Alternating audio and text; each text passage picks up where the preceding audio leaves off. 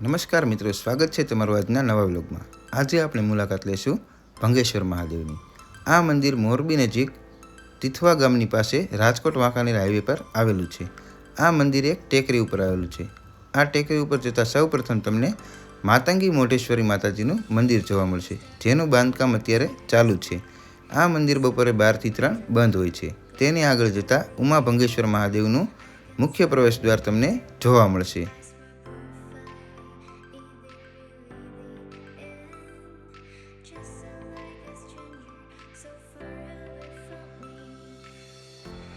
प्रवेश द्वार अंदर जता तमने भंगेश्वर महादेवનું मुख्य मंदिर જોવા મળશે અને તેની બાજુમાં એક પથ્થર પર શિલાલેખમાં ભંગેશ્વર મહાદેવની પ્રાગટ્ય કથા લખેલી છે, જે નીચે મુજબ છે તે તમે વિડીયોમાં જોઈ શકો છો।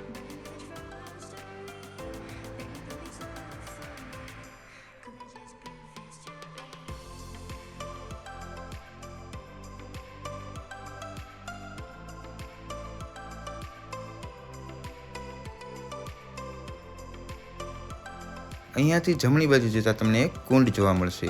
તેની આગળ જતાં ભગવાન વિષ્ણુની પ્રતિમા તમને જોવા મળશે। આ ભગવાન વિષ્ણુની પ્રતિમા પાછળ એક નાનકડું શિવલિંગ પણ જોવા મળશે અને ત્યાંથી સામેની દિવાલ પર 5 પાંડવો અને માતા કુંતીની પ્રતિમા પણ આવેલી છે। ત્યાંથી આગળ જતાં ભગવાન શ્રી કૃષ્ણની પ્રતિમા પણ તમને જોવા મળશે।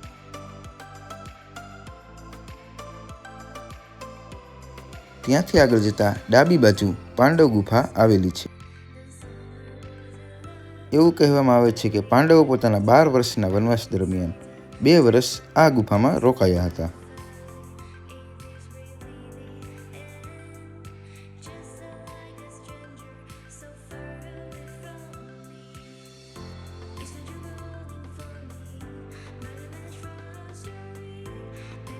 પાંડવ ગુફાની અંદરનો નજારો કંઈક તમને આવો જોવા મળશે।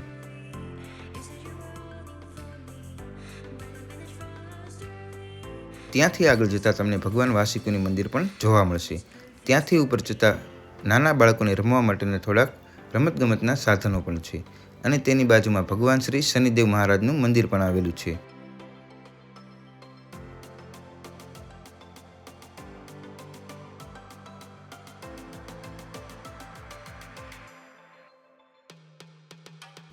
ત્યાંથી ઉપર જતાં ભગવાન શિવની વિશાળ પ્રતિમા તમને જોવા મળશે।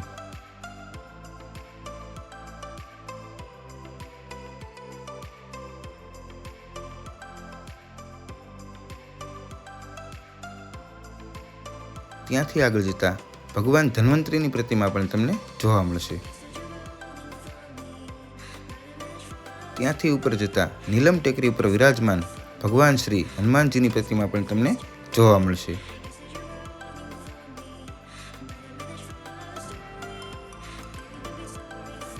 ત્યાંથી ટેકરીની ઉપર જતાં શ્રી ઉમિયા માતાજીનું મંદિર અહીંયા આવેલું છે।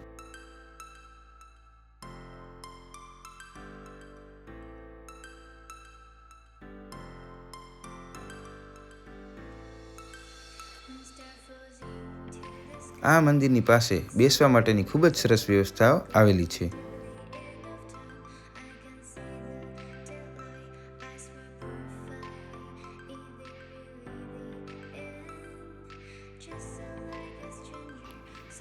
મંદિરની ઉપરથી નીચેનો નજારો તો કંઈક તમને આવો જોવા મળશે, જ્યાં સામે સિદ્ધિવિનાયક ધામ પણ બનવા જઈ રહ્યું છે। આ મંદિરનો બીજી બાજુનો પ્રવેશ દ્વાર છે, જ્યાં તમે પોતાનું વાહન લઈને પણ ઉપર સુધી જઈ શકો છો। ત્યાંથી આગળ જતાં આદ્યશક્તિ બ્રહ્માણીમાનું મંદિર પણ આવેલું છે, જેનું બાંધકામ અત્યારે ચાલુ છે। ત્યાં ઉપર સુધી જવાના 2 રસ્તાઓ છે, એક અહીંયાથી રસ્તો બની રહ્યો છે અને એક પાછળથી પગથિયા દ્વારા પણ તમે જઈ શકો છો।